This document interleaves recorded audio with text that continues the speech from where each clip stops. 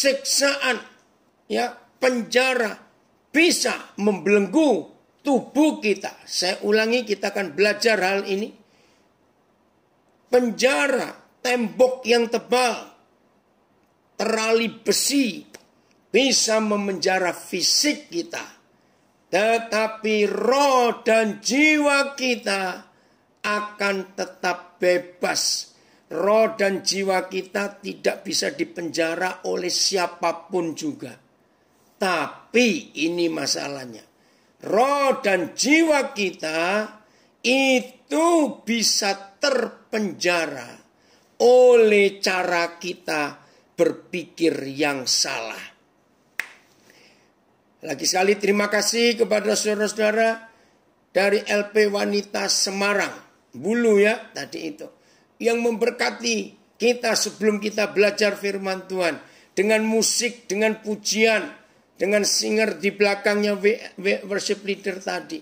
Oh puji Tuhan.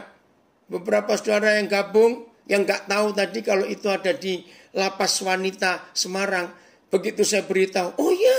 Nah itu buktinya.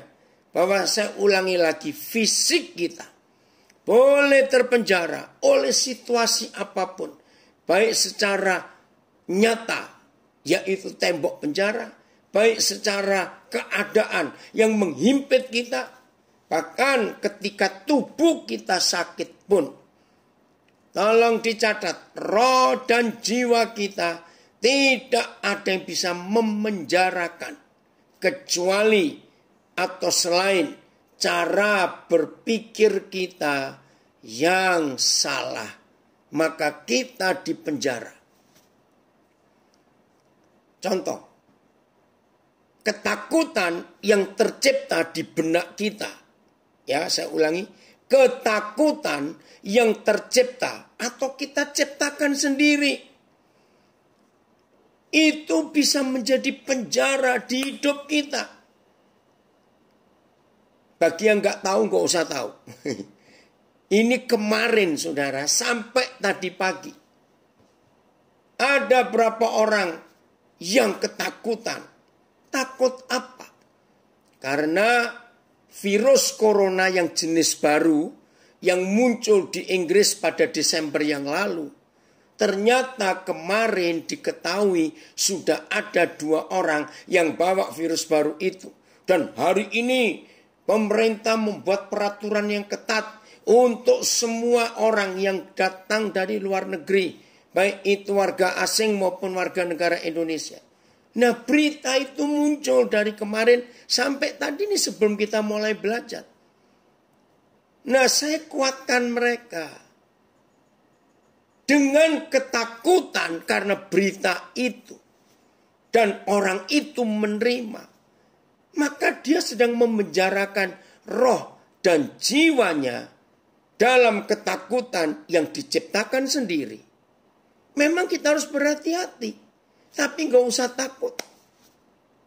Kekhawatiran yang tiba-tiba muncul di benak kita. Itu bisa jadi penjara. Saya ulangi. Kekhawatiran yang tiba-tiba muncul di benak kita. Itu bisa jadi penjara yang kita buat sendiri. Betul? Maaf. Jangan ada yang tersinggung. Orang terikat dengan alkohol. Orang terikat dengan percabulan, pornografi, perjudian. Mereka membuat penjara buat dirinya sendiri. Maaf, yang masih merokok.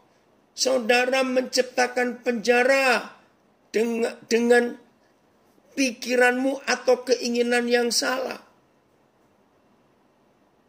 Mungkin ada yang berkata, itu kan uang-uang saya sendiri. Memang. Tapi untuk apa? Kalau yang kita bisa buat dan itu memenjarakan diri kita sendiri, untuk apa? Jelas ya? Nah, jadi saya ulangi lagi. Fisik kita boleh dipenjara. Boleh mengalami tekanan. Dibelenggu fisik. Silakan. Tapi roh dan jiwa kita tidak ada yang bisa memenjarakan. kecuali diri kita sendiri dengan cara berpikir yang salah. Maka itu kalau kita melihat 14 kitab, 14 Roma sampai kitab Ibrani itu 14 kitab yang ditulis oleh Paulus. Maaf, saya lagi mau nge-charge ini ya. Nah, 14 kitab yang ditulis oleh Paulus sebagai firman perjanjian baru yang kita miliki. Saudara catat 70%-nya kira-kira dari 14 kitab itu ditulis oleh Paulus ketika dia sedang di dalam penjara. Aneh. Apalagi kitab Filipi yang diberi judul kitab sukacita. Karena surat kepada gereja di Filipi itu kata sukacita paling banyak. Nah, bayangkan. Paulus memberitahukan kepada dunia, hidup ini harus bersukacita. Dan pernah baca Filipi 4? Sukacita senantiasa. Artinya terus menerus. Wih, luar biasa firman itu. Tapi ingat, Paulus menemukan fakta bahwa hidup ini harus bersukacita senantiasa. Waktu dia sedang di dalam penjara. Itu fakta. Yusuf, aduh lama juga dia di penjara. Bahkan dia divonis seumur hidup. Perhatikan, tanpa diadili. Sadis, saudara. Dan yang lebih sadis lagi, Yusuf tidak pernah dapat kesempatan untuk membela diri. Tidak ada. Itu vonis masa depan habis. Tapi di dalam penjara itu Yusuf menjadi berkat yang luar biasa. Dan dia sekolah, dia kuliah. Begitu pula Yeremia pernah dimasukkan penjara. Lihat Sadrak, Mesak, Abednego, lebih gila lagi penjaranya. Api yang menyala dan dipanaskan 7 kali lipat dari biasanya. Sampai tercatat di kitab suci. Prajurit kerajaan Nebukadnezar yang melemparkan 3 saudara kita ini ke perapian yang menyala. Karena saking panasnya, prajurit ini tersambar api itu dan mati. Tapi yang dihukum nggak mati. Lihat mereka. Fisik mereka bisa diancam. Dan kita lihat sejarah gereja. Rekan-rekan kita, saudara-saudara kita. Sejak zaman pemerintahan Nero, Kaisar di Roma, sampai hari ini masih ada yang dalam penjara. Tapi roh jiwa tubuh mereka. Ada seorang hamba Tuhan di Tiongkok. Namanya Watchmene. Nih ya, itu nama belakangnya. Dia di penjara. Bahkan selama di penjara dia ngomong terus saksi soal Injil. Dalam sejarahnya akhirnya pemerintah komunis marah, lidahnya dipotong. Nggak bisa ngomong. Tapi dia punya cara nulis. Dan bukunya, tulisan dari penjara itu masih ada. Bahkan ada sudah diterjemahkan cukup banyak ke dalam bahasa Indonesia. Ini Pak Timotius Sugeng Tanang yang gabung di Instagram saya. Itu punya koleksi banyak dari bukunya Watchmene. Baik yang bahasa Mandarin maupun yang bahasa Indonesia. Nah, itu bukti. Hari ini kita belajar apa yang Roh Kudus berikan. Ya, mempercayai Tuhan itu ada, kehadirannya itu ada. Walaupun dalam situasi yang sangat sulit. Jadi rekan-rekan yang masih di dalam, ya, kalau sampai saudara mengalami, aduh kok begini ya, kok begitu ya. Hari ini belajar. rohmu dan jiwamu nggak bisa dipenjara. Terus keluarkan itu. Masih ingat ada seorang yang dipenjara zaman Orde Baru, Anantatur, ya. Itu nulis buku yang luar biasa. Dan hari-hari ini lagi banyak orang membicarakan. Ternyata ada satu sahabatnya lagi yang nulis juga, sedang dibuat filmnya. Jadi orang-orang yang fisiknya di penjara, tapi roh dan jiwanya itu bisa bebas.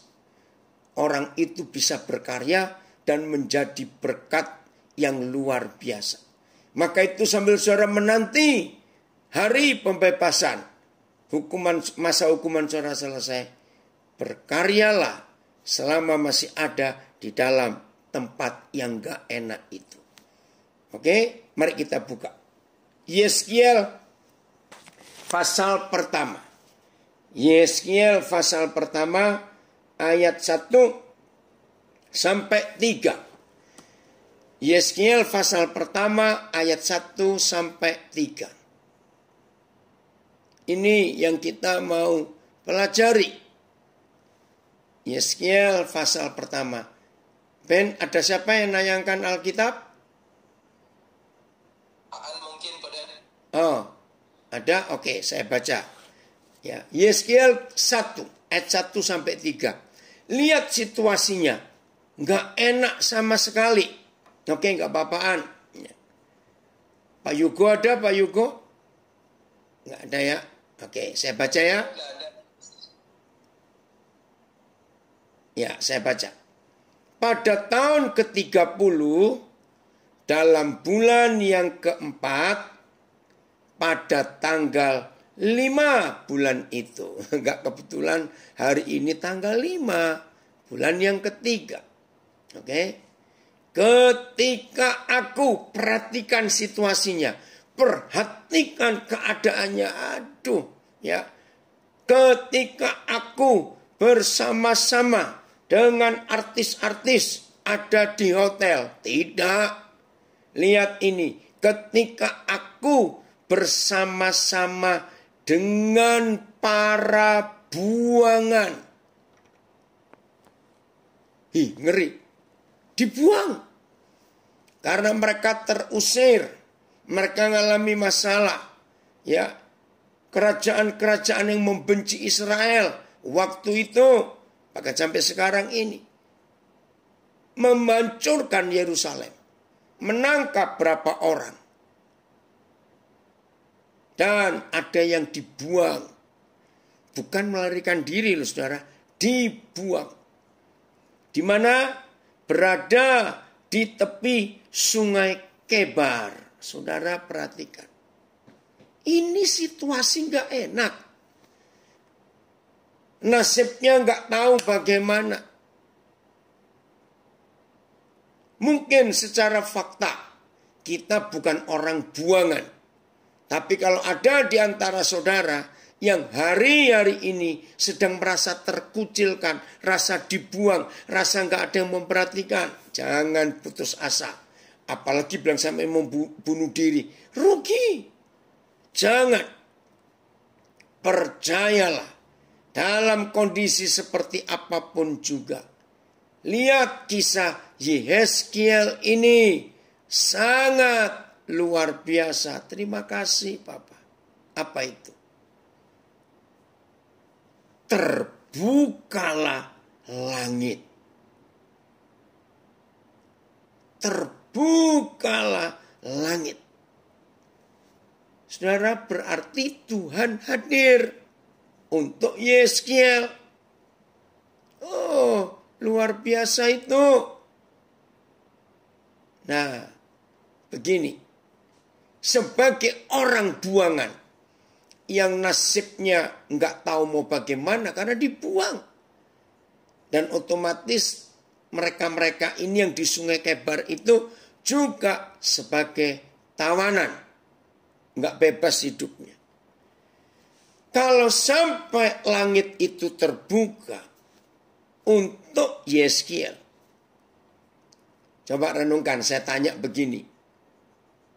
Kira-kira Yeskiel sedang meratapi nasibnya. Aduh nasib, kenapa kamu jelek betul? Atau Yeskiel sedang marah dan dendam kepada kerajaan. Saya nggak tahu ini kerajaan mana, lupa. Yang menawan dan merusak Yerusalem. Mungkin. Atau Yeskiel sedang ketakutan. Aduh, nanti bagaimana ini keluargaku? Bagaimana masa depan anak-anakku? Saudara, kalau Yeskiel mengalami seperti itu, maka nggak mungkin langit ini terbuka. Nggak mungkin. Karena orang yang sedang memenjarakan roh dan jiwanya. Ulangi, ini yang saya katakan di awal tadi. Seorang manusia yang sedang menciptakan penjara atau memenjarakan roh dan jiwanya sendiri dengan pola pikir yang salah, mati aku ini. Aduh, ini pasti gagal aku ini. Aduh, miskin aku nanti. Aduh, nanti kalau kena corona bagaimana aku? Aduh, bagaimana ini bisnisku? Aduh, nanti anak-anakku bagaimana? Nah, orang yang suka ngomong seperti itu, berarti mereka sedang memenjara, sedang membuat penjara untuk roh dan jiwanya. Tolong dicatat kalimat ini. Jadi ternyata betul, nggak sedikit orang-orang membuat penjara untuk dia sendiri. Maaf. Disebut apa sih orang yang buat penjara untuk dirinya sendiri? Lebih dari bego. Maaf. Tolong dicatat kalimat ini. Ternyata ada orang-orang bodoh di dunia ini. Yaitu membuat penjara, menciptakan penjara untuk dirinya sendiri. Jadi bayangkan ada orang gali-gali tanah, buat fondasi, bangun tembok yang cukup tinggi. Setelah 3 dinding tembok tertutup rapat, maka tembok yang terakhir dikasih pintu, pasir besi semuanya. Udah selesai, diambil kunci, terus dia kunci dirinya dari dalam. Itu orang super bego. Maaf, jangan tersinggung. Jadi tolong dicatat, ternyata tidak sedikit manusia bodoh membuat penjara untuk dirinya sendiri dengan pola pikir yang salah. Perhatikan ini baik-baik. Supaya mulai hari ini kita nggak jadi orang bodoh, tapi jadi orang berhikmat. Keren ya? Nah, Yeskiel nggak seperti itu.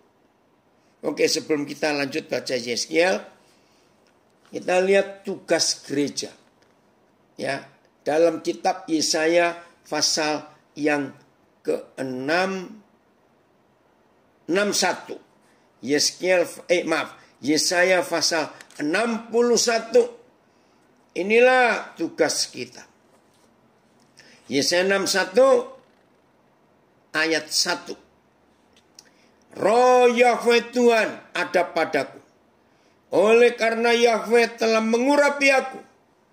Ia telah mengutus aku. Kita ini diutus. Setelah kata diurapi oleh Roh Kudus. Diutus untuk apa? 1. Untuk menyampaikan kabar baik kepada orang-orang sengsara. 2. Untuk merawat orang-orang yang remuk hati. 3. Untuk memberitakan pembebasan kepada orang-orang tawanan. Yang terakhir, memberitakan pembebasan kepada orang-orang yang terkurung dari penjara untuk kita lepaskan. Woi, ini pelayanan atau tugas murid-murid Yesus. Maka itu kalau kita belajar firman Tuhan, hebat. Jadi saudara dan saya, walaupun saudara masih ada di dalam penjara, ingat Yusuf, walaupun dia masih di dalam penjara, rohnya bebas, jiwanya bebas, Buktinya dia bisa jadi berkat, bisa membebaskan teman-temannya. Bahkan termasuk sipir penjara, kepala penjaranya pun kagum melihat Yusuf. Nah, ini ayatnya. Jadi semua kita yang sudah dipenuhi oleh Roh Kudus, diurapi oleh Roh Kudus, maka saudara dan saya punya otoritas membebaskan orang-orang dari penjara. Itu penjara pikirannya, penjara rohnya. Keren ya firman ini. Oh, terima kasih Bapak untuk itu. Maka itu hari-hari ini waktu kita sedang di mana saja, sedang apa saja, ayo kita mengikuti arus Roh Kudus. Suruh apa saja dalam kehidupan kita ini. Tuhan memakai saudara, memakai saya. Nah, jadi walaupun Yeskiel dalam suasana dibuang, tetapi rohnya dan jiwanya bebas. Bersekutu dengan Tuhan. Dan Tuhan hadir untuk dia. Saya lanjutkan atau saya baca lagi mulai kalimat pertama. Yeskiel pasal 1 ayat 1. Oke. Puji Tuhan. Iya Eli, firman ini keren. Maka itu kita nggak boleh jadi orang bego. Jangan buat penjara untuk dirimu sendiri. Sama seperti orang menggali kuburan. Tanya, siapa yang meninggal? Kok kamu gali kuburan? Nggak ada kok. Nah, ngapain? Kalau nggak ada yang meninggal kamu gali kuburan? Jawabannya, ya untuk aku sendiri. Lu. Ini orang apa? Oke ya. Yeskiel 1 ayat 1. Perhatikan. Pada tahun ke-30. Dalam bulan yang keempat. Pada tanggal 5 bulan itu. Oh ya, ini kalau baca. Kok pas ya bulan keempat tanggal 5. Ingat. 5 April. Bulan depan. Jangan lupa. Itu hari Paskah. Lewat Pak Andreas dengan tim. Ya, tim Korak. Tim siapa lagi saya nggak tahu. Akan ada KKR besar-besaran. Tolong catat. 5 April. Dari pagi ya. Akan bergabung paling sedikit 50 penjara di Indonesia akan gabung untuk Paskah via Zoom. Wih, ini luar biasa. Kita harus berterima kasih kepada Eric Yuan ya, kalau nggak salah. Nama orang Amerika, warga negara Amerika, tapi dia orang dari Tiongkok. Yang menemukan aplikasi Zoom. Terima kasih. Dan itu diperkirakan yang saudara-saudara kita dari lebih dari 50 lapas Indonesia itu lebih dari 2.000 orang. Belum lagi kita ngikuti di Instagram, di Facebook. Wih, bulan keempat tanggal ke-5. Ini Yeskiel pasal 1 ini. Luar biasa. Maka itu saudara jangan ada yang bego lagi. Untuk kita betul-betul menjadi orang yang merdeka secara roh dan jiwa kita. Dan kita memerdekakan banyak orang. Ada apa? Ya, saya ulangi. Pada tahun ke-30 dalam bulan yang keempat, pada tanggal 5 bulan itu, ketika aku bersama-sama dengan para buangan berada di tepi sungai Kebar. Orang buangan. Nggak enak sekali. Terbukalah langit. Papa hadir di orang-orang buangan, orang-orang terpenjara. Maka itu, saudara-saudara di dalam, nikmati kuliah gratis dengan Roh Kudus. Kuliah gratis dengan Roh Kudus. Betul, nikmati. Karena saya sering berkata begini, kita yang masih berkeliaran bebas di luar 4 tembok itu. Alasan kita tiap kali diajak belajar firman, maaf sibuk. Nah, saudara-saudara yang di dalam, saudara punya lebih banyak waktu daripada kami. yang ada di luar. Maka itu gunakan waktu itu. Karena saudara saya percaya nggak pengen balik ke situ lagi. Kalau sudah bebas, ya ngapain balik lagi? Maaf. Seseorang dari Amerika ngikuti juga ya untuk belajar. Saudara, inilah kesempatan. Terbukalah langit dan aku melihat penglihatan tentang Tuhan. Wih, luar biasa. Mendapat penglihatan tentang Tuhan. Sudah langit terbuka, ada penglihatan tentang Tuhan. Ini dia. Saudara, ayat 2. Pada tanggal 5 bulan itu, yaitu tahun kelima, sesudah Raja Yoyakin dibuang. Aduh, ini yang hebat sekali. Ada yang komen. Yang gawat itu sudah bego, merasa paling pintar lagi. Awas kamu Ron. Ya. Ayat 3. Datanglah firman Yahweh kepada Imam Zakaria, anak Buzi, di negeri orang Kasdim, di tepi sungai Kebar. Dan di sana kekuasaan Yahweh meliputi aku. Saudara, coba perhatikan. Kira-kira kalau ada di antara kita, perhatikan ya, kira-kira kalau ada di antara kita mengalami seperti yang Imam Yeskiel ini alami, Yeskiel 1 ayat 3, ya, kira-kira orang itu bagaimana keadaannya? Saya ulangi lagi. 1 Yeskiel 1 ayat 3.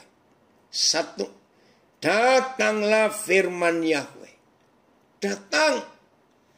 Ini yang luar biasa. Datanglah firman Yahweh.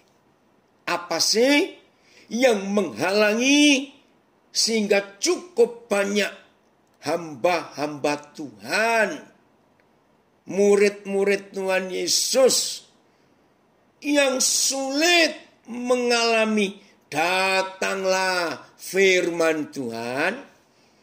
Padahal sebagai anak-anak Bapa di surga, sebagai teman sekerjanya, sebagai murid-muridnya, mutlak tidak boleh diganti oleh apapun juga, yaitu firman Tuhan. Itu yang sangat mutlak kita perlukan. Saya percaya semua kita setuju. Datanglah firman Yahweh kepada Imam Yeskiel. Perhatikan, dalam situasi apa? Orang buangan, narapidana, tahanan.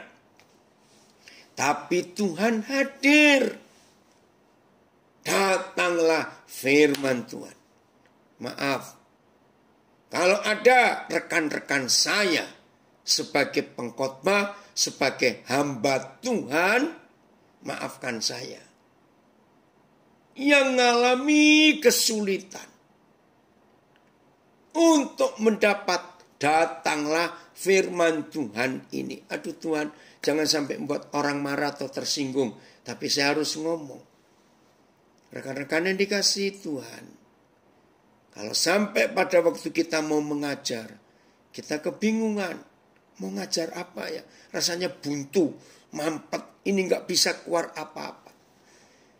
Pelajari hidup Yeskiel ini. Maka itu saya katakan, datanglah firman Yahweh. Itu jauh lebih penting dari uang miliaran rupiah. Datanglah firman Yahweh. Itu lebih penting, lebih indah daripada sahabat baik hadir, presiden hadir, datang untuk kita. Maaf. Nah, apa Apa sih yang menghalangi? Sehingga firman itu nggak datang ke hidup kita. Ternyata penyebabnya sangat sederhana. Apa itu? Karena orang itu sering mengizinkan firman tetangga, firman gosip, kata orang, hoax atau hoax, berita-berita bohong, berita-berita palsu. Saudara perhatikan ini. Di IG ada yang komen, pernah masuk penjara juga. Aku bersyukur banget. Papa, kalau aku pernah di dalam juga. Jadi pelajaran berharga. Sekolah yang keren buat aku selama proses di dalam. Puji Tuhan, itu fakta. Dari Surabaya ini. Maka itu saudara, kalau hari ini kita memutuskan, stop dengar kata orang, stop dengar gosip, stop dengan kata-kata ini, itu, hoax, stop. Termasuk berita-berita corona, stop. Maka telinga jasmani dan telinga rohani kita, itu hanya kita khususkan untuk datanglah firman Yahweh. Itu pasti. Karena Papa tahu orang itu tidak memberi kesempatan telinganya untuk mendengar yang lain. Hanya firman Yahweh Tuhan. Nah, kalau Papa menemukan kita nggak mau ngumpulin kulaan gosip. Kok nggak enak ya kulaan gosip? Ada kok, tapi orang seperti itu. Maka percayalah, Papa akan selalu hadir dan berbicara kepada kita. Ini sungguh luar biasa. Dan kalau firman itu datang dalam hidup kita, hebat. Setelah firman datang, gak cukup. Ada satu lagi yang Papa buat. Dan di sana. Masih ayat 3. Ya. Dan di sana. Masih ayat 3 ini. Saudara, maka kekuasaan Yahweh meliputi aku, membungkus aku, menguasai aku, melingkupi aku. Wih, ini luar biasa. Ada yang komen di Zoom, datanglah firman Tuhan. Ini poin yang kuat pagi ini. Bahkan lebih penting dari bertemu presiden dan yang lain-lain. Penghambatnya karena mendatangkan perkataan orang lain. Bukan datanglah firman Yahweh. Bahkan datanglah firman Tuhan lebih penting dari apapun di dunia ini. Keadaan apapun. Bukan cuma teman-teman yang ada di penjara yang terhibur. Tapi kami yang di luar juga terhibur. Puji Tuhan. Saudara, ini keren sekali yang Tuhan tunjukkan kepada kita. Nah, lalu tanyakan. Lagi berdoa, lagi baca Alkitab misalnya, lagi puasa. Maaf ya. Apa dan siapa yang meliputi kita? Sayang ini gak ada yang menayangkan Alkitabnya, ingin tahu berapa terjemahan, apa kata-kata yang lainnya. Sayang, meliputi aku kekuasaan Tuhan. Kekuasaan Papa kita meliputi kita. Meliputi itu membungkus. Ya, saudara lihat tenaga-tenaga kesehatan yang sejak COVID ini harus pakai APD, alat pelindung diri. Itu panas loh saudara. Rapat semuanya.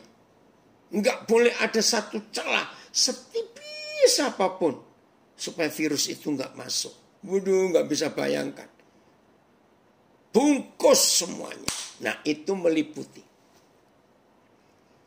Apa yang terjadi dalam hidup orang yang kekuasaan Tuhan membungkus hidupnya, meliputi hidupnya.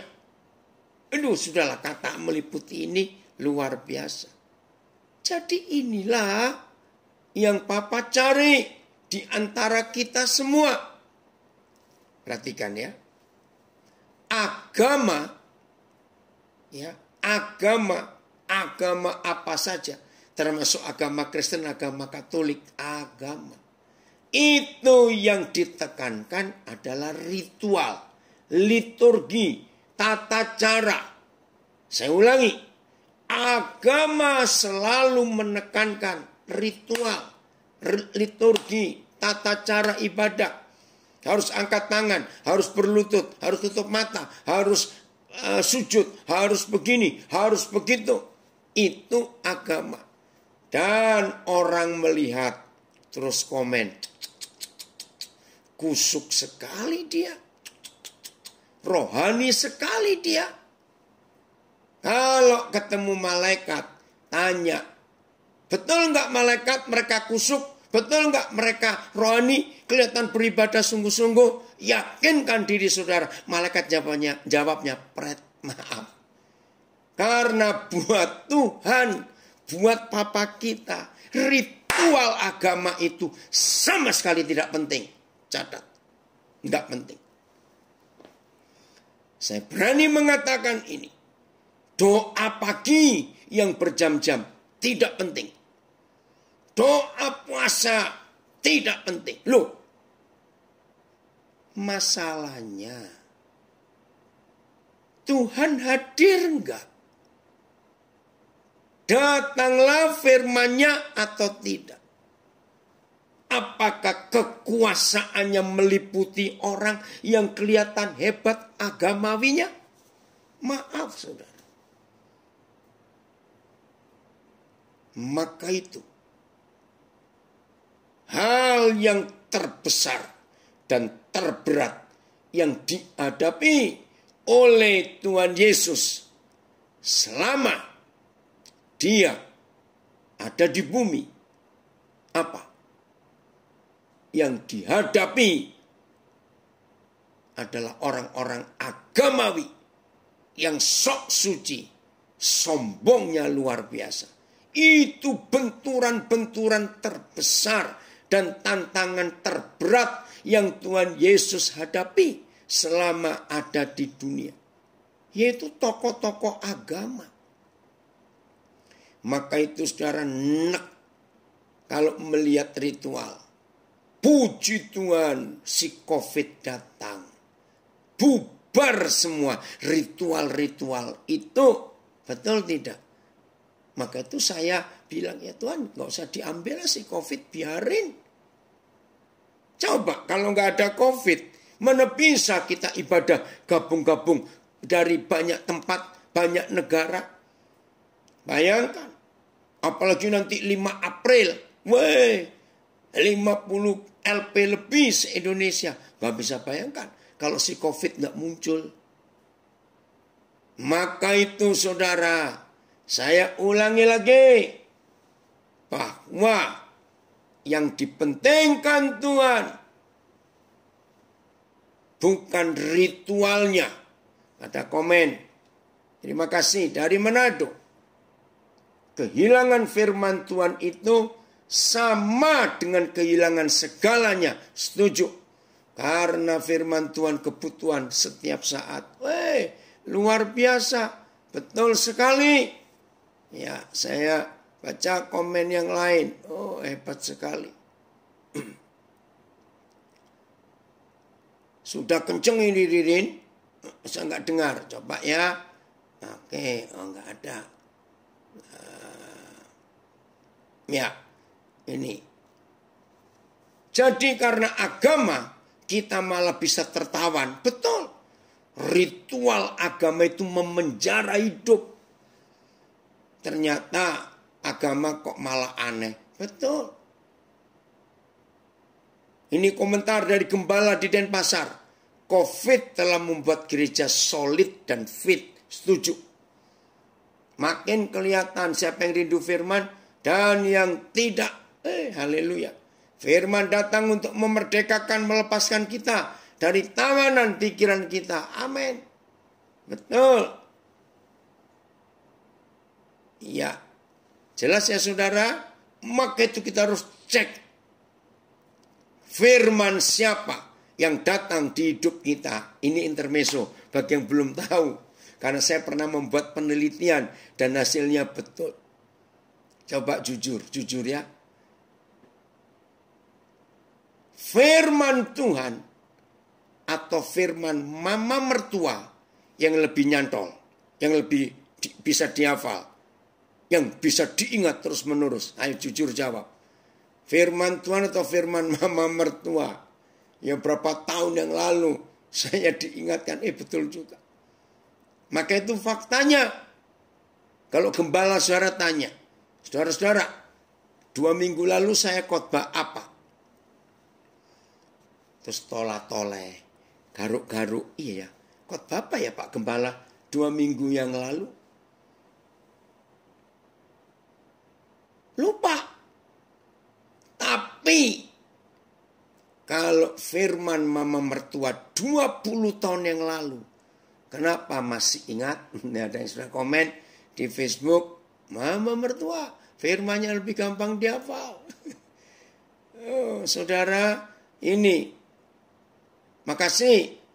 Dari Makassar ada seleksi seperti 5 anak darah yang bodoh dan bijak sekarang ini. Betul, ada seleksi. Katanya si kunyuk mendatangkan COVID.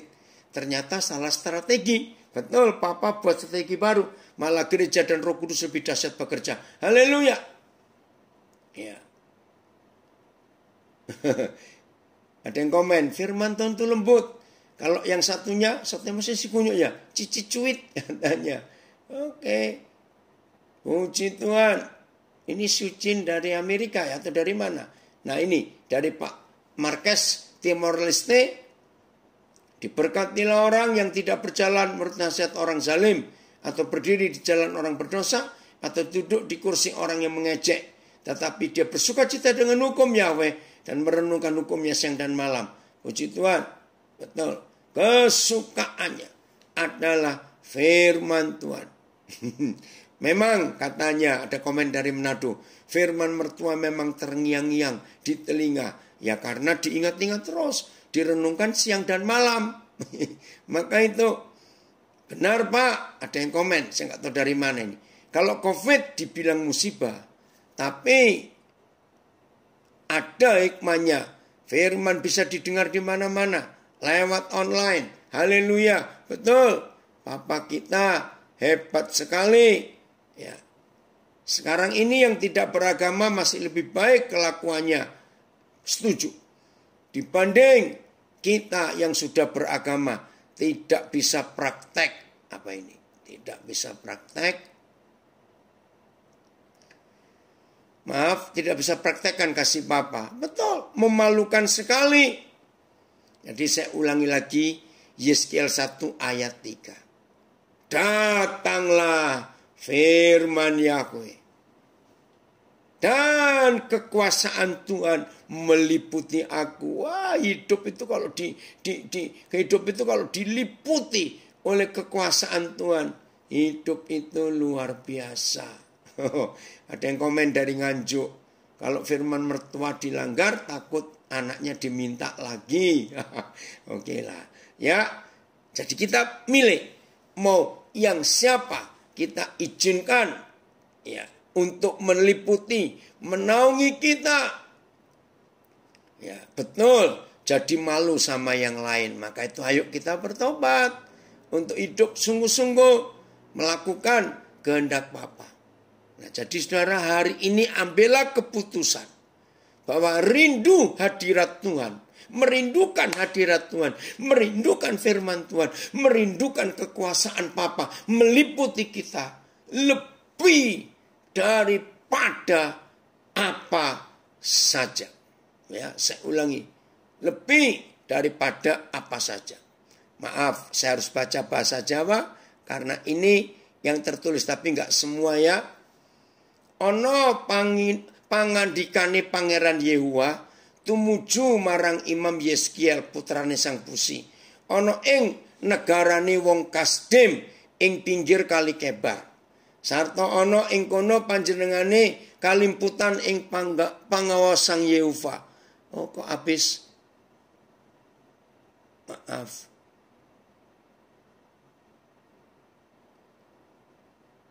Oh cuma itu.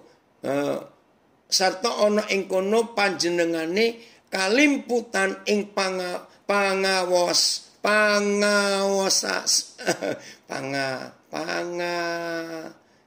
pangwaos ya penglihatan ya kekuasaan Sang Yehowa. Jujur, kekhawatiran, fakta, kekhawatiran itu lebih mudah melingkupi, meliputi hidup manusia. Yang baru dengar coba renungkan. Fakta, kekhawatiran, ketakutan lebih mudah meliputi, menguasai kehidupan manusia. Maka itu hari ini kita harus milih siapa yang kita izinkan untuk meliputi kita. Oh terima kasih Bapak untuk kebenaran ini. Dan berkali-kali Yeskiel ini, saudara, saya lupa tahun berapa, saya itu pernah iri hati kepada Yeskiel. Karena dikit-dikit firman Tuhan datang. Oke, saya buktikan ini. Pasal 2, ya, Yeskiel pasal 2. Firman-Nya kepadaku datang. Pasal 3 ayat 1. Firman-Nya kepadaku. Yeskiel 3 ayat 16. Sesudah 7 hari datanglah firman Yahweh kepadaku. Pasal 3 ayat 22. Maka di sana kekuasaan Yahweh meliputi aku. Dan ia berfirman kepadaku. Siapa enggak iri hati? Enak sekali. Dikit-dikit Tuhan hadir. Dikit-dikit Tuhan berbicara. Terima kasih. Pasal 4 ayat 1. Engkau anak manusia ambillah sebuah batu bata. Ada firman lagi. Pasal 5 ayat 1. Dan engkau anak manusia ambillah. Enak sekali. Pasal 6 ayat 1. Kemudian datanglah firman Yahweh kepadaku. Bayangkan, sedekat itu. Pasal 7 ayat 1. Kemudian datanglah firman Yahweh kepadaku. Saudara. Hari ini. Yahweh-nya Yeskiel adalah Yahweh, Papa kita juga. Katakan amin. Maka itu saudara dalam situasi apapun juga. Yakini ini. Ada komen lagi. Ketakutan, kekhawatiran, pikiran jahat, lawan kebenaran firman Tuhan dan Roh Kudus. Ini yang bisa menang yang mana? Tergantung orang itu, saudara, memberikan kekuasaan yang lebih besar ke siapa? Kan selalu milih. Percayalah, kalau hidup saudara dan hidup saya sudah terbiasa dan membiasakan diri untuk datanglah firman Yahweh, datanglah firman Tuhan, datanglah dan kuasanya meliputi. Maka otomatis suara-suara si kunyuk, suara-suara neraka, suara-suara gosip, kata orang, nggak ada tempat. Dalam hidup kita semuanya. Tidak ada tempat. Datanglah firman Yahweh. Sudah ya? Tadi pasal 7. Lanjut saudara. Belum selesai. Pasal 8 ayat 1. Yeskiel ini ya.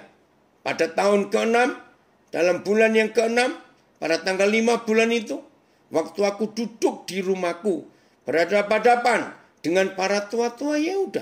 Ya lagi santai, ngobrol. Kalau zaman sekarang lagi ngopi. Lihat, kekuasaan Tuhan, Yahweh Tuhan, meliputi aku di sana. Ayat 2, dan aku menerima penglihatan.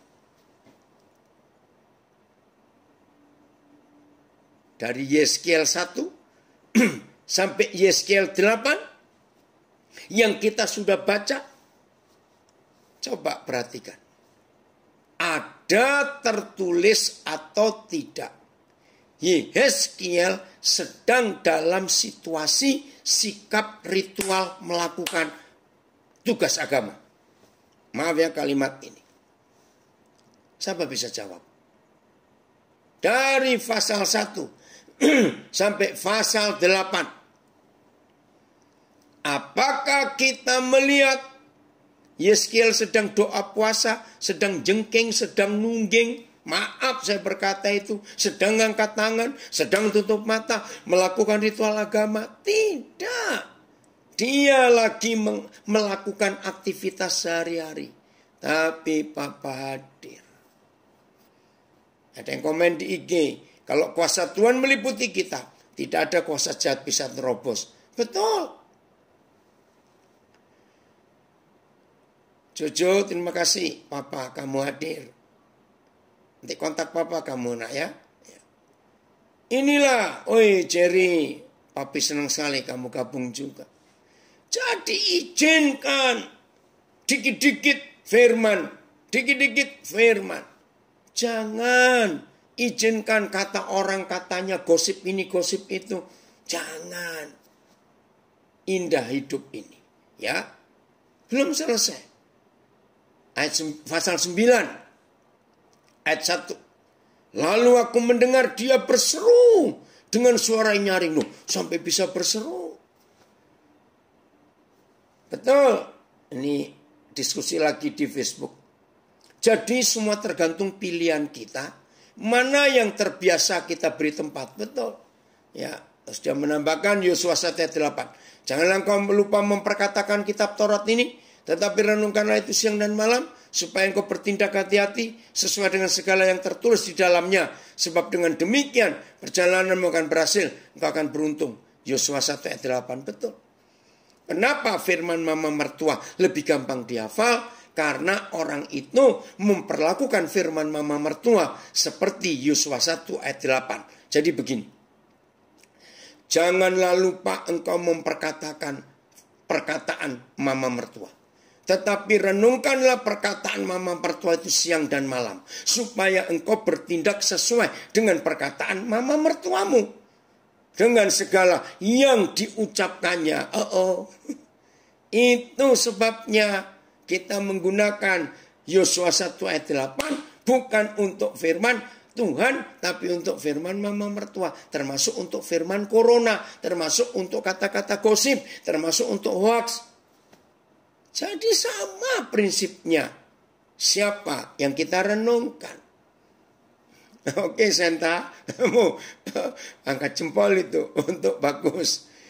Wih hebat. Makasih Jerry, shalom balik. Jadi inilah hidup yang Tuhan percayakan kepada kita. Yeskiel 10. Lalu aku melihat sungguh di atas cakrawala yang di atas kepala kirub. Tampak di atas mereka sesuatu. Ini loh Yeskiel.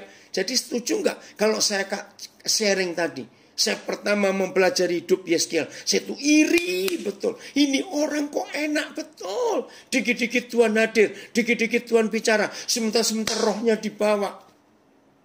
Percayalah. Apa yang Yeskiel alami. Kita bisa alami. Karena Papa kita satu. Tuhan kita juga satu. Masalahnya tergantung berapa besar kita memberi porsi untuk Bapa kita. Melingkupi, meliputi, menguasai, membelenggu, menawan kita. Ya. Itulah yang Tuhan ingin atas kita. Ada yang komen di Zoom. Firman mama mertua lebih pedas dari cabai rawit, nembus sampai tulang sumsum. Enggak setuju. Itu kalau direnungkan siang dan malam, jadi tambah pedis.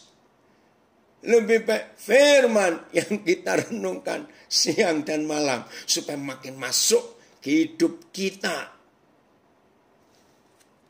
Yeskiel 11. Ini loh ya, Yeskiel 11 ayat 1. Lalu roh itu mengangkat aku dan membawa aku ke pintu gerbang dari rumah Yahweh. Luar biasa. Ngerti nggak sekarang saudara? Ini betul-betul hebat. Papa kita itu luar biasa. Setuju? Ada komen lagi di Facebook. Betapa hidup Yeskiel terberkati dan damai sejahtera meskipun dalam keadaan terhimpit. Betul. Karena hadirat Tuhan. Pasal 12. Lalu datanglah firman Yahweh kepadaku. Terus dan enggak stop. Pasal 13. Kemudian datanglah firman Yahweh kepadaku.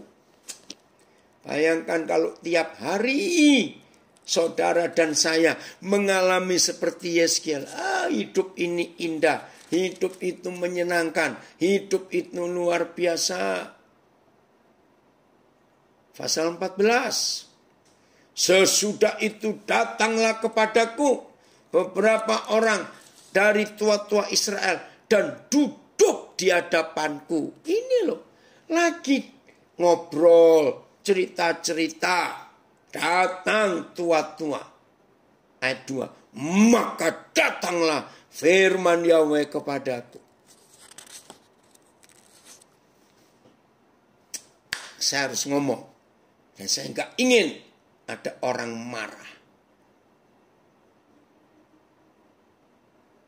Yeskiel tidak melakukan ritual agama sama sekali.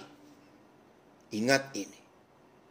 Maka itu yang kebanyakan berdoa dan kebanyakan puasa, tapi masih budek dan picek. Maaf saya berkata, stop lakukan ritual itu. Maaf.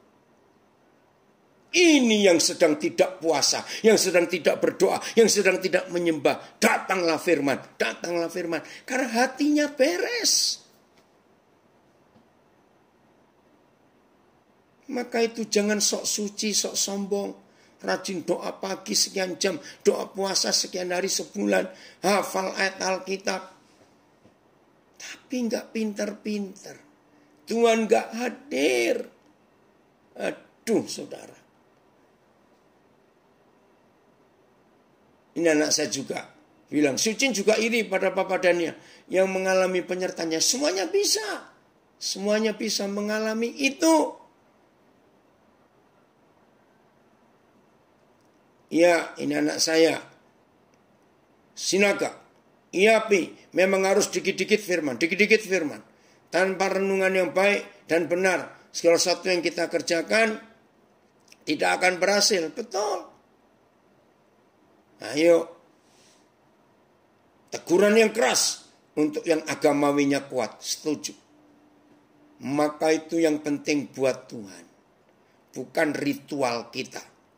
Sikap keagamaan kita. Yang penting buat Papa. Dia bicara apa?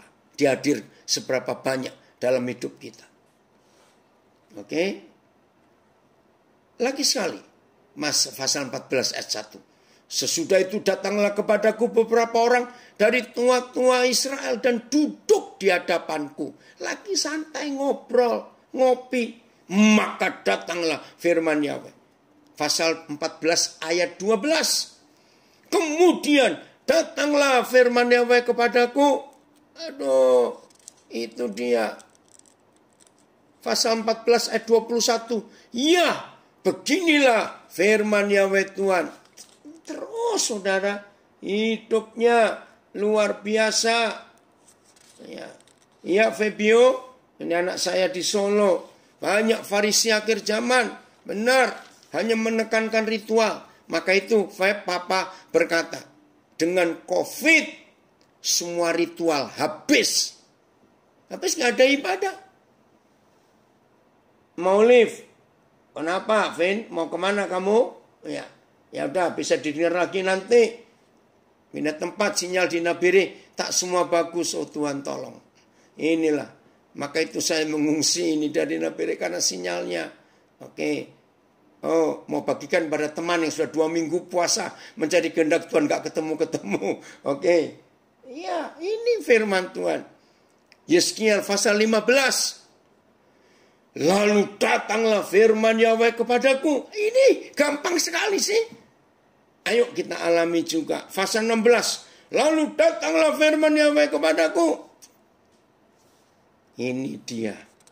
Maka itu saudara, kita harus mengalami perubahan. Oke, ada lagi yang komen. Tuhan melingkupi kita. Rohnya menguatkan kita. Semakin tenang. Melihat segala sesuatu sekalipun ada dalam peperangan yang sulit. Betul.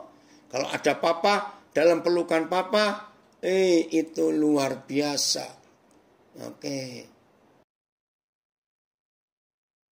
Ada komen ini, saudara kita di Surabaya yang pernah dari Hotel Prodeo. Untuk kita yang pernah dan sedang di dalam proses di Hotel Prodeo, jangan malu. Karena kita dipilih Kristus untuk masuk di universitas yang keren. Puji Tuhan, setuju sekali. Kalimat itu, ada yang tertawa. Wek. Kadang habis baca firman juga lupa. Tadi yang dibaca apa? Ya karena cuma dibaca sebagai ritual. Melakukan ritual agama. Yang nggak ngerti, nggak diresapi, nggak dinikmati. Nah, Papa itu hadir dimanapun kita berada. Pikiran kita adalah medan peperangan. Betul. Maka itu jaga. Oh, Purbalingga juga hadir kita belajar. Puji Tuhan Jen, teguran yang tegas dan pedas untukku. Setuju, mantap. Kekristenan itu bukan ritual, liturgi. Agama itu dipenuhi dengan liturgi-liturgi. Kekristenan adalah kehidupan, menjadi pengubah masyarakat. Bagian terakhir, ya, masih lanjut. Pasal 17, Yeskiel. Ya. Yeskiel 17. Maka datanglah firman Yahweh kepadaku. Terus begitu, nggak habis-habis. Maka itu kalau hidup kita betul dikuasai oleh firman itu. Pasal 18. Maka datanglah firman Yahweh kepadaku. Sudahlah. Terus begitu. Jadi, jangan membuat dan membangun penjara untuk dirimu sendiri. Itu bego. Maaf saya berkata. Ya, jadi, mulai hari ini harus sadar. Papa hadir dalam keadaan apapun. Di tempat yang gak enak, situasi gak enak sekalipun, Papa tetap hadir. Puji Tuhan. Tuhan Yesus memberkati kita semua. Percayalah, Papa sayang kita dan dia ingin peluk kita dan dia ingin selalu hadir dalam hidup kita. Tuhan Yesus memberkati. Lakukan firman ini dan alami firman ini, maka hasilnya akan luar biasa. Haleluya.